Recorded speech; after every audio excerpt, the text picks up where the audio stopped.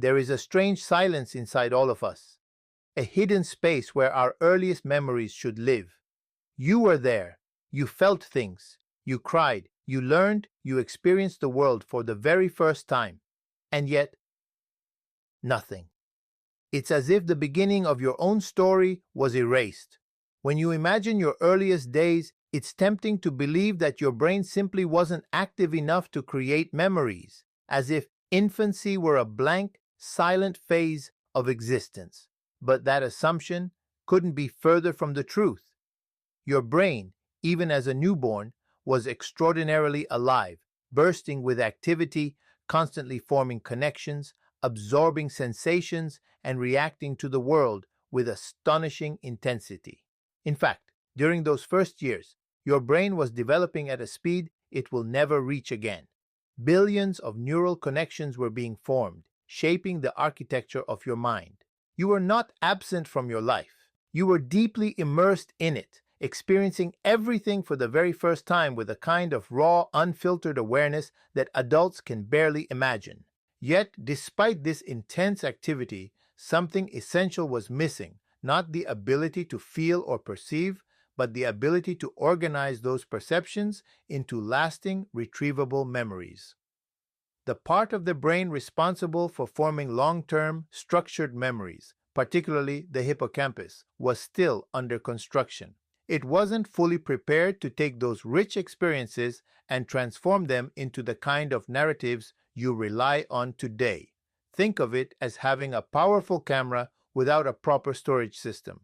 You were capturing countless moments, but they were not being saved in a format that could be accessed later. They existed briefly, vividly, and then dissolved, leaving no clear trace for your future self to revisit. And there's something profoundly human about this limitation. Memory, as you know it, is not just about recording events, it's about creating meaning, building sequences, understanding cause and effect. As a baby, you didn't yet have the mental framework to do that. You experienced life in fragments, sensations without context, emotions without explanation, moments without continuity. There was no before and after, no storyline connecting one experience to the next. It was all happening in an eternal present where everything was immediate and nothing was stored in a way that could later be recalled as a coherent memory. This doesn't mean those experiences were insignificant. Quite the opposite. They were foundational.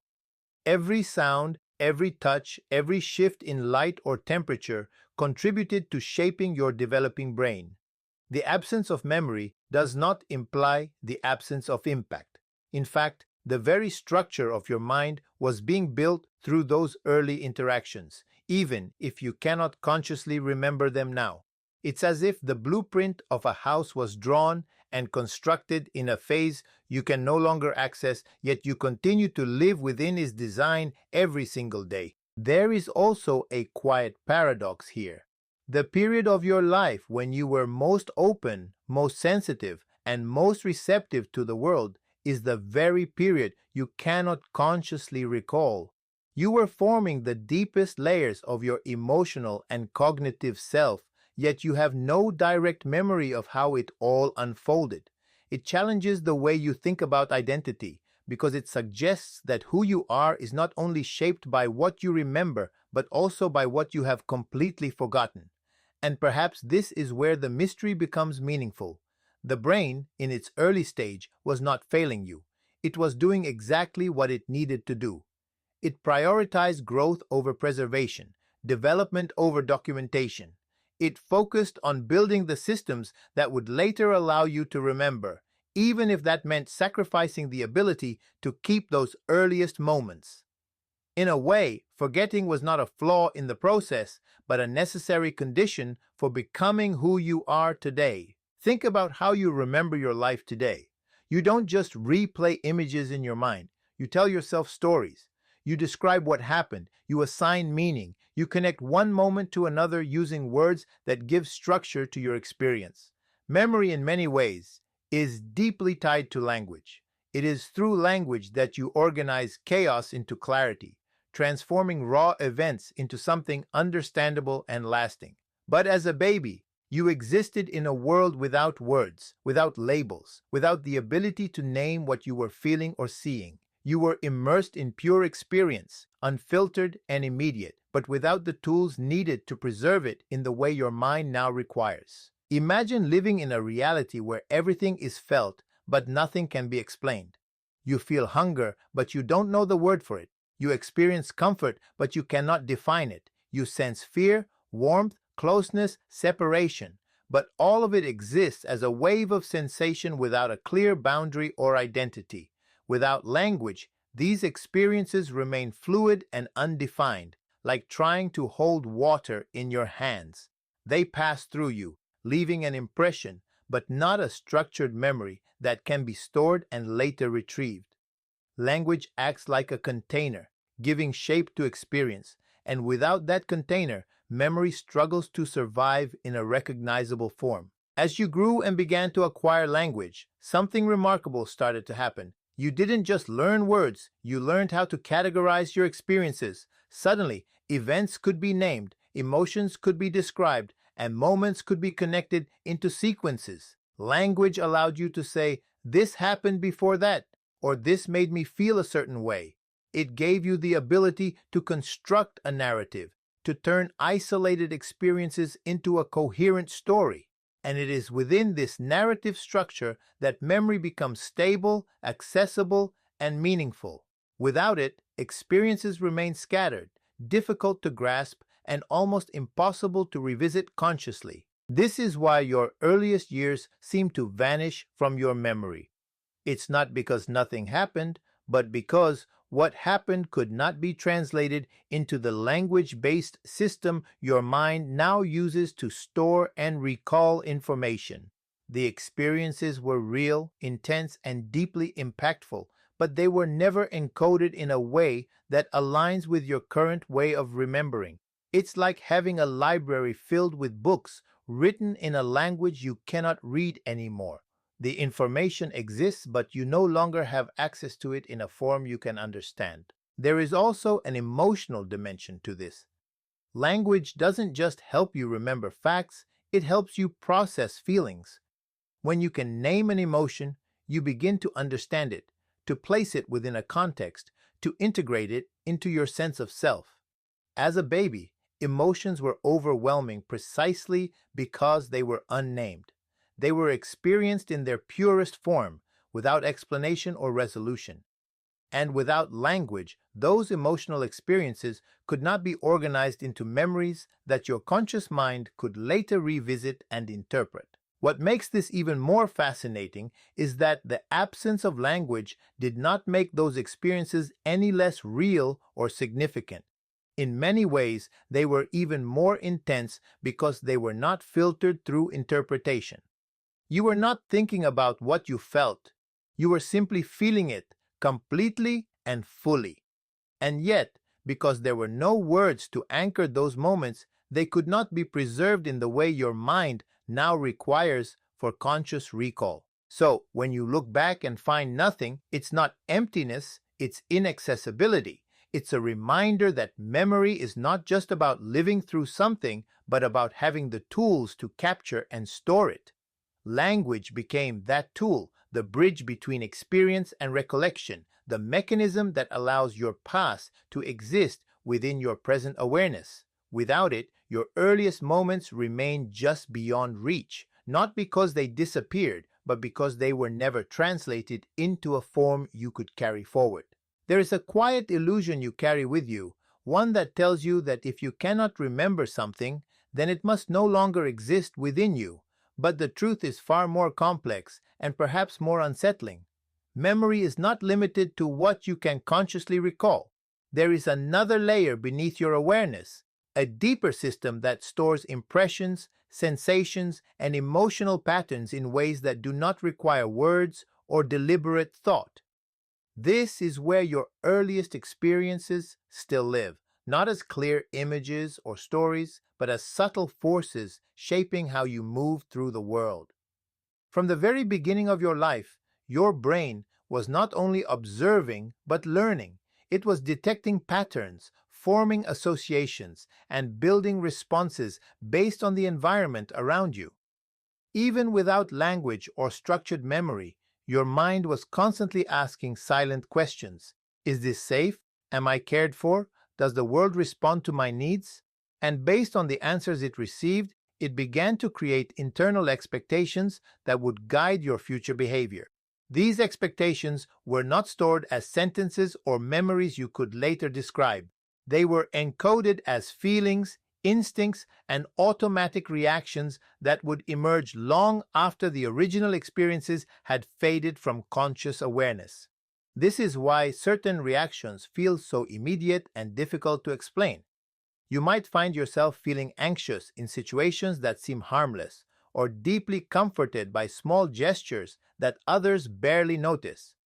You might struggle with trust, or crave closeness, or feel an unexplained tension when faced with change. These responses often appear without a clear origin, as if they belong to the present moment alone, but in many cases, they are echoes of your earliest experiences carried forward in a form that does not require conscious memory to exist. Your body learned before your mind could remember. Consider how your body reacts to danger. You do not need to consciously recall every past threat to feel fear when something seems wrong.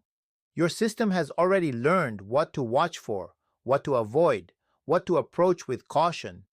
In the same way, your early emotional experiences taught your system how to interpret connection, absence, comfort, and distress.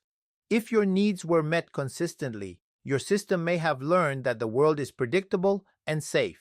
If there was inconsistency or tension, your system may have adapted by becoming more alert, more guarded, or more sensitive to changes in your environment. These adaptations were not decisions you made, they were responses your mind developed in order to navigate the world as it was presented to you. What makes this even more powerful is that these early imprints continue to influence you without asking for permission.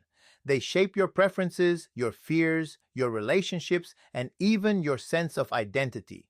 You might believe that you are choosing how to respond to situations, but often those responses are guided by patterns established long before you had the ability to question them.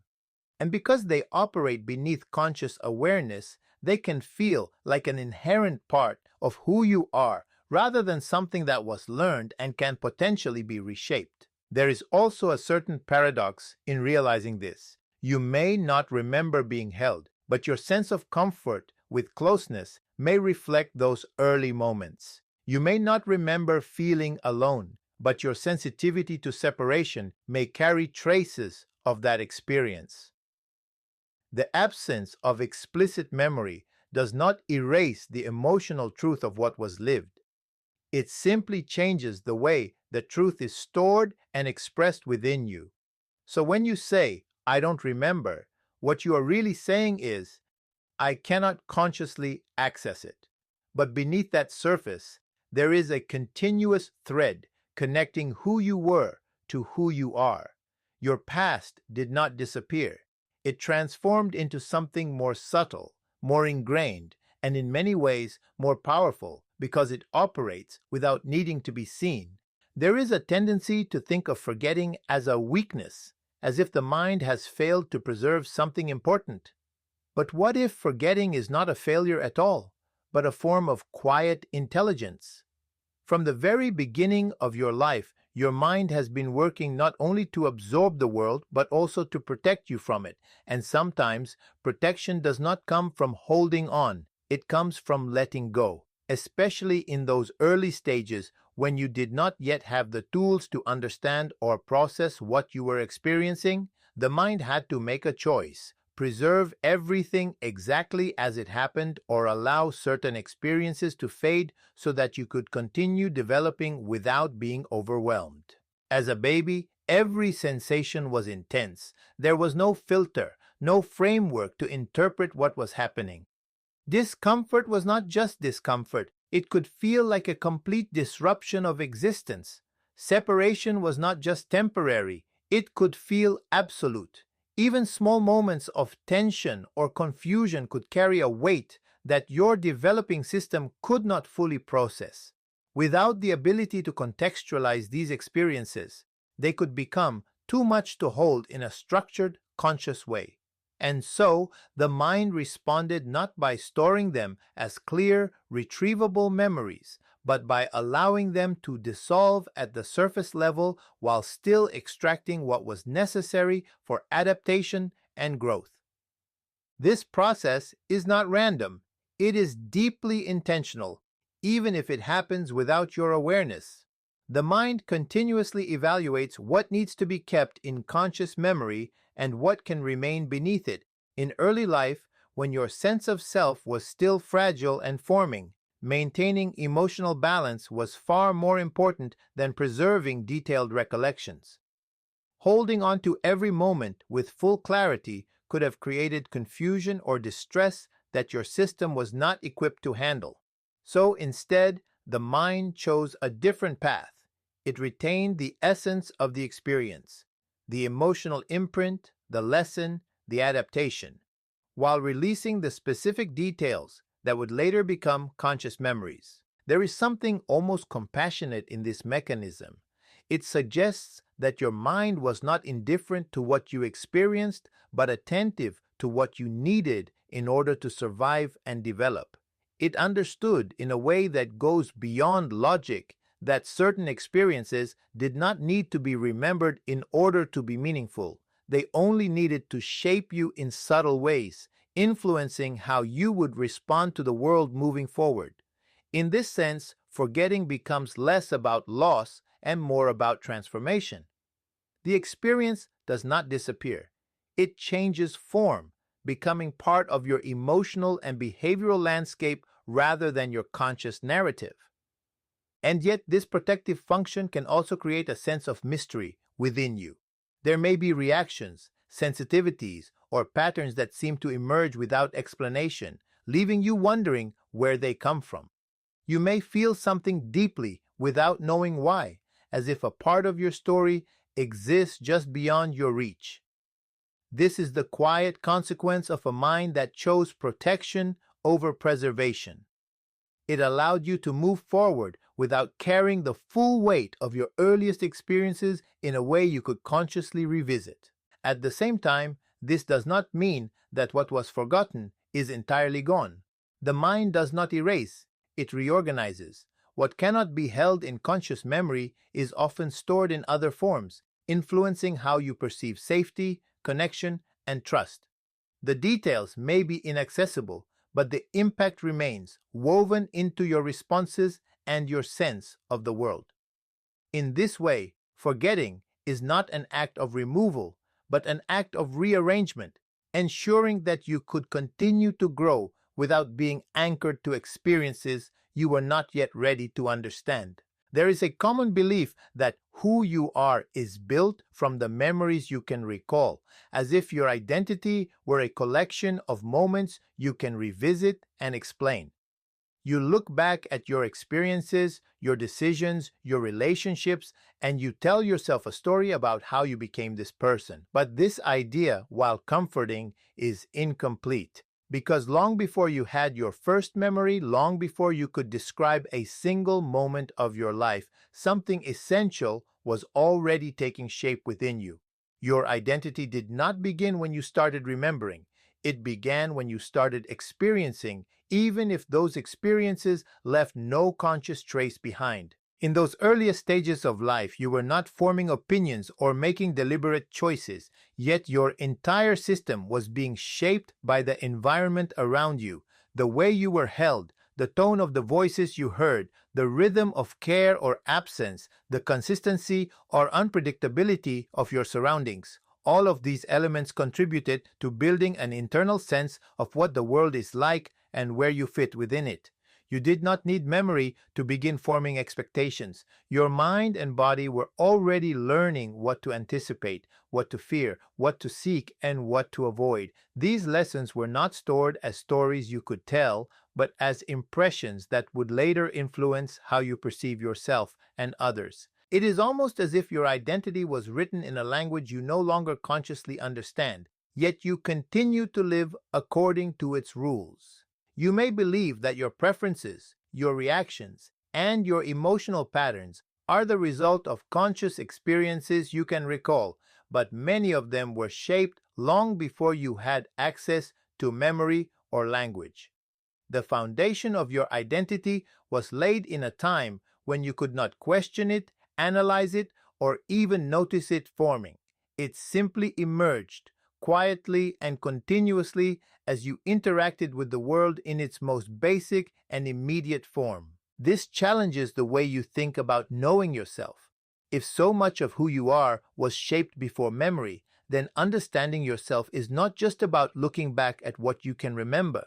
It is also about recognizing the patterns that exist without a clear origin, the tendencies that feel natural but were learned in ways you cannot consciously trace. You might notice how you respond to closeness, how you handle uncertainty, how you interpret the actions of others. These responses often feel automatic, as if they are simply part of your nature, but they are deeply connected to those early experiences that help define your sense of safety, worth, and belonging. There is also something humbling in realizing that your identity is not entirely the product of conscious choice. It was influenced by circumstances you did not control, shaped by interactions you cannot recall, and guided by processes that unfolded without your awareness. And yet, this does not make you passive or fixed. It simply means that the starting point of who you are lies deeper than your memory, in a space where experience existed without narrative, and where your sense of self began to form in its most fundamental way. When you consider this, identity becomes less about a clear, linear story and more about a layered structure, with its roots extending into a time you cannot revisit.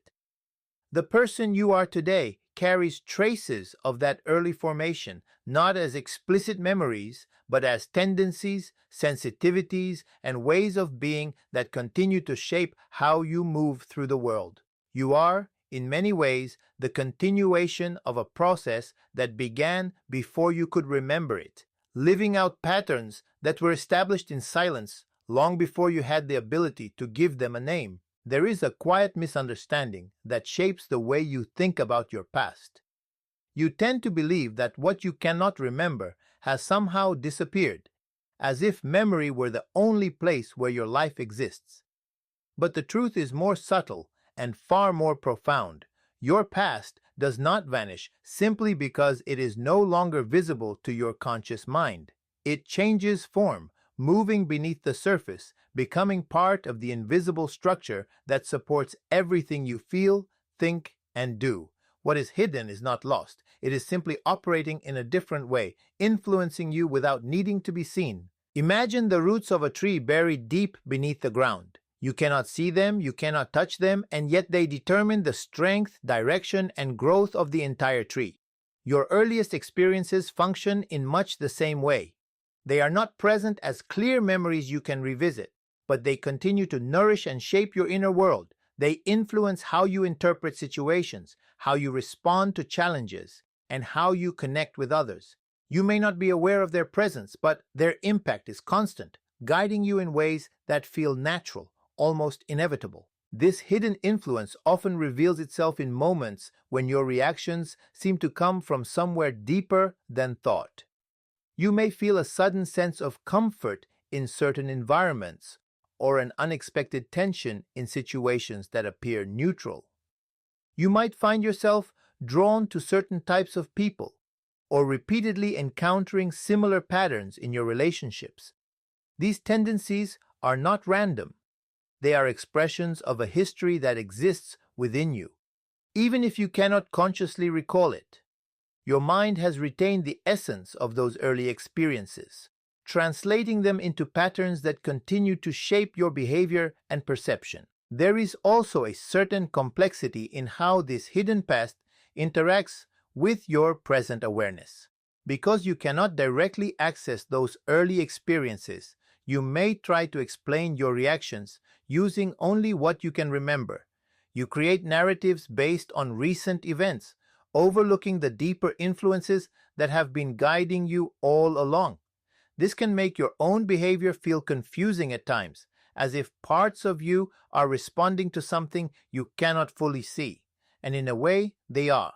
They are responding to traces of experiences that were never stored as conscious memories, but were deeply integrated into your emotional and cognitive systems. What makes this idea both challenging and meaningful is that it invites you to reconsider the relationship between memory and identity.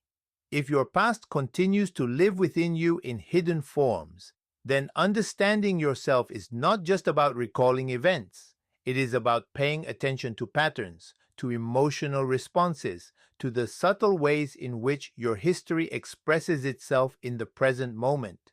It is about recognizing that your inner world is shaped not only by what you remember, but also by what you carry without knowing.